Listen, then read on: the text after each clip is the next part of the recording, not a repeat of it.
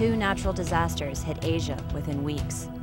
As the world mobilizes to help cyclone and earthquake victims, another possible disaster is looming.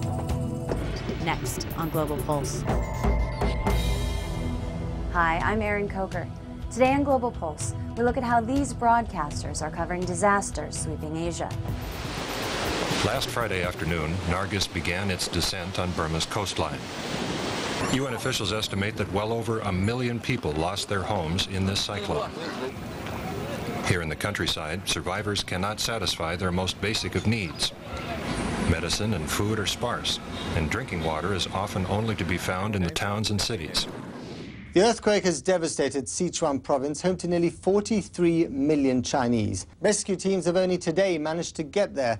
The official death toll now stands at 12,000, but that number is expected to rise. While the world focuses attention on these 2 major disasters, another threat is quickly emerging throughout Asia, the H5N1 virus, or bird flu. Since 2003, only 241 people have been killed by bird flu. But if the virus continues to spread to humans, the death toll could dwarf the number of those killed in the cyclone and earthquake. As the BBC reports, Indonesian outbreaks continue to plague the country.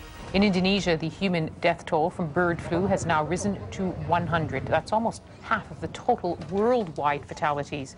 2 Indonesians living on the outskirts of Jakarta died from the H5N1 strain of the disease at the weekend.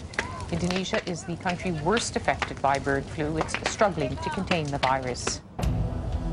But now the H5N1 virus is spreading to other places in Asia. Russia Today says a recent outbreak has led to a fast response. Police have set up roadblocks around this village, and authorities are bracing for a potential outbreak of the deadly virus. Samples from the village of Vozdvizhenka were rushed for testing and determined the deadly H5N1 virus had entered Russia's Far East. Suspicions were raised after 10 chickens died in this backyard. The quarantine will be in place for at least 3 weeks. The avian flu is dangerous to humans.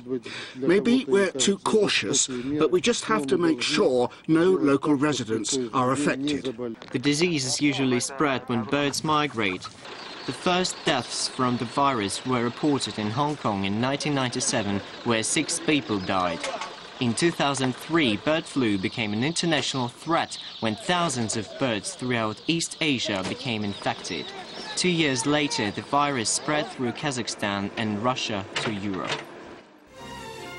As Japan's NHK reports, the country is now dealing with outbreaks in 2 regions experts believe were infected by Russian swans.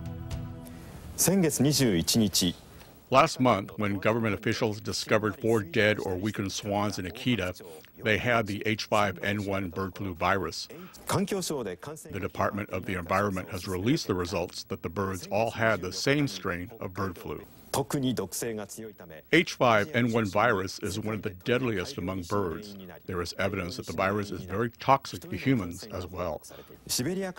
Although there is about 250 miles between Tawada Shore and Akita, all swans that winter in the northern part of Japan came from Siberia.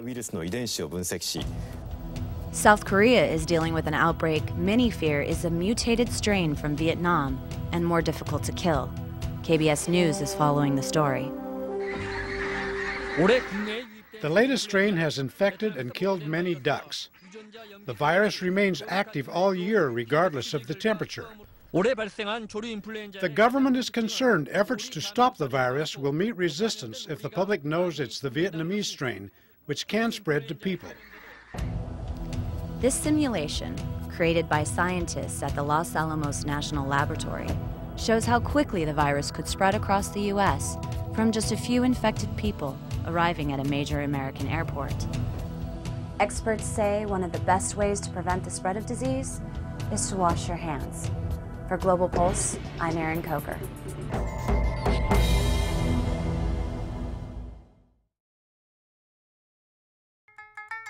This program is brought to you by Link TV for educational and non-commercial use only. Link TV is the only US network dedicated to global and national news, uncompromising documentaries, and diverse cultural programs. Programs which connect you to the world.